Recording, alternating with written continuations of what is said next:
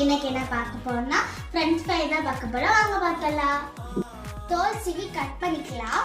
சுடுதண்ணி வச்சுக்கலாம். கட் பண்ணி வச்சிருந்தது சுடுதண்ணில போட்டு உப்பு போட்டு போட்டுக்கலாம். வேக வச்சு ஆஃப் பாயில் எடுத்து வச்சு கார்ன்ஃப்ளவர் மாவு போட்டு வச்சிருக்கோம். ஆயில் ஊற்றி ஐஸ் கூட ஆயிடுச்சு ஃப்ரை பண்ணிக்கலாம்.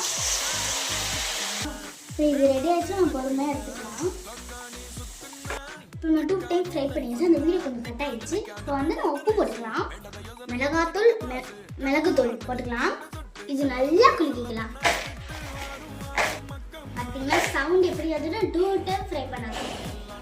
வாங்க என் தம்பிக்கிட்ட கொடுக்கலாம்.